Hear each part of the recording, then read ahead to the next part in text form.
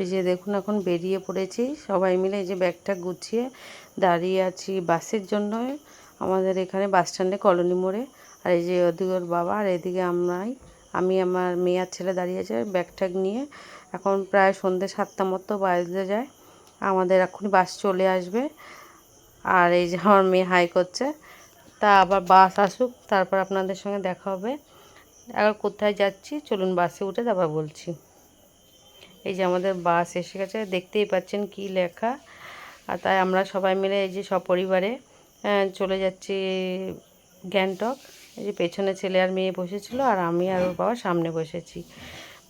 ট্রেনেই যেতাম কিন্তু ট্রেনের টিকিটটা আমাদের ক্যান্সেল করতে হয়েছে যেহেতু আমার মেয়ের পরীক্ষা পড়ে গেছে। আর এই যে বাস তো তখন ছেড়েই দিয়েছিল আর মাঝখানে আর তোলা হয়নি। আর এই যে এখন দেখুন আমরা ওই ফারাক্কা ব্রিজের ওপর দিয়ে যাচ্ছি। রাত্রিবেলা তো তখন প্রায় অনেক রাত বাজে, রাত 1:30 2 বেজে 1:45 বাজে। ওই সময় আমরা ওখান দিয়ে পার হয়েছি। তারপর খানিকটা এসে এক জায়গায় দাঁড়িয়েছে আর এখন সবাই এখন একটু চা বিরতির জন্য নামছি। মানে ভোরবেলা প্রায় প্রায় 4:30 বাজে তখন বাসটা একটু দাঁড়িয়েছিল।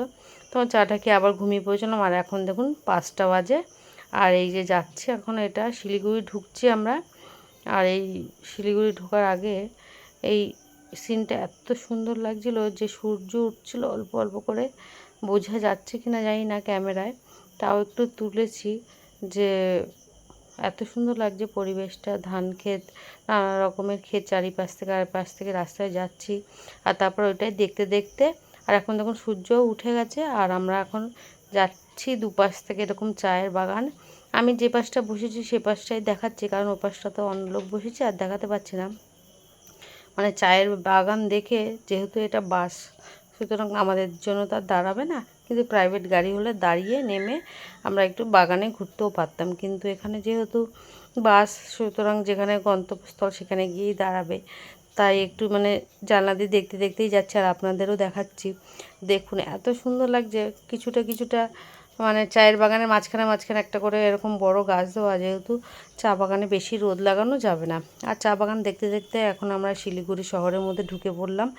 আর এক্ষুনি আমাদের গন্তব্যস্থল চলেও আসবে। আর এই যে এসেও গেছে, আমরা নেমে পড়েছি আর এখন দাঁড়িয়ে আছি। যেহেতু আমাদের গাড়ি মানে গ্যাংটকে যাওয়ার যে গাড়ি সেটা এখন এসে পৌঁছায়নি, তাই আমরা এই যে দাঁড়িয়ে আছি একদম বিধ্বস্ত দেখাচ্ছে। যেহেতু সারা রাত জার্নি করেছি আর ঘুমও সেরকম কি হয়ই নি ধরতে গেলে, আমি সারা রাতই জেগে আছি। আর এই যে এখন আমাদের গাড়ি চলে এসেছে আর আমরা এই যে গাড়িতে উঠে গেছি। আর পেছনে আমার মেয়ে ছেলে আর ওর বাবা বসেছে আর আমি সামনে বসেছি। সামনে বসেছি কেন সেটার কারণ হচ্ছে আপনাদের দেখাচ্ছি। এখন একটু রাস্তায় জ্যামে পড়ে গেছি। তারপরে এই যে দেখুন এই যে সামনের ভিউগুলো এত সুন্দর দেখানোর জন্য, যেহেতু আমিও দেখবো আপনাদেরও দেখাবো।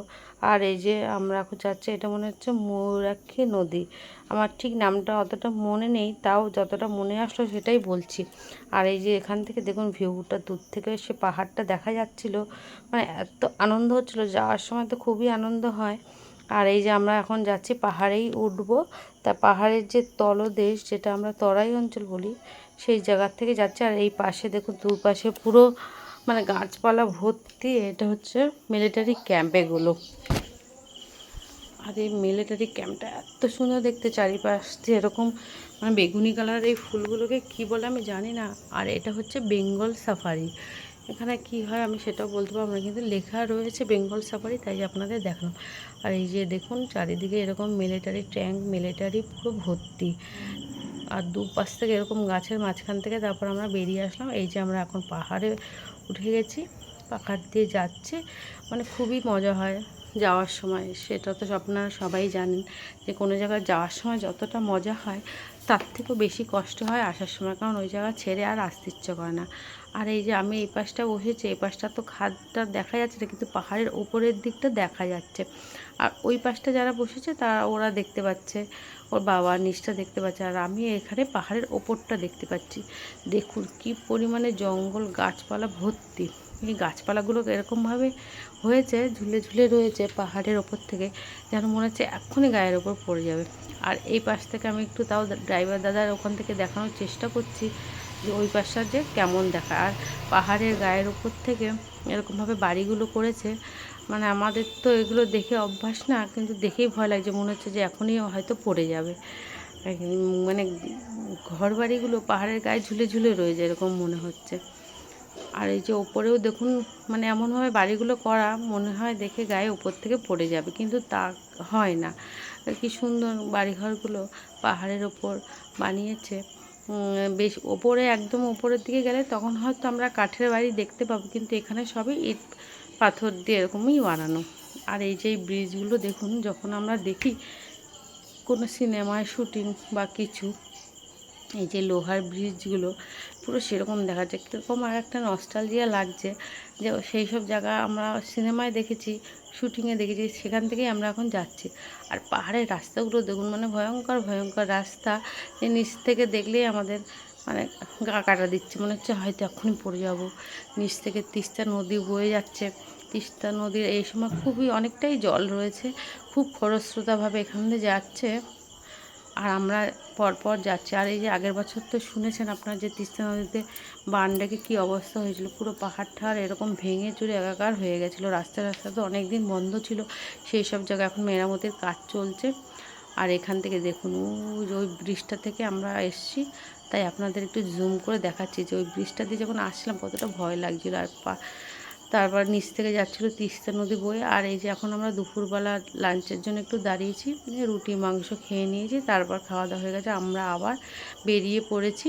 আর এই যে দেখুন তিস্তা নদী বলছিলাম না আপনাদের, জল দেখুন পুরো ভর্তি জল, মানে দেখলেই ভয় করছে যখন পাশ থেকে পাহাড়ের ওপর থেকে যাচ্ছি বা ব্রিজের ওপর থেকে যাচ্ছি। আর মানে যখন বন্যাটা এসছিল তখন যে কী অবস্থা হয়েছিল, যারা এখানে দেখেছেন নিজের চোখে বা ফেস করেছেন তারাই একমাত্র বলতে পারে। আর এই নদীর পাশ থেকে পাহাড়টা কত সুন্দর লাগছে দেখুন। আর এই যে এখন আমরা গ্যাংটকে ঢুকে যাচ্ছি, শিলিগুড়ির সীমানা পেরিয়ে এখন আমরা গ্যাংটকের দিকে রওনা দিচ্ছি। আর আজকের এই ব্লগটা এখানেই শেষ করলাম। আবার গ্যাংটকে যখন হোটেলে পৌঁছাবো তখন আপনাদের সঙ্গে আবার দেখা হবে। ভালো লাগলে এই ব্লগটা একটু লাইক কমেন্ট শেয়ার করে দেবেন। নমস্কার।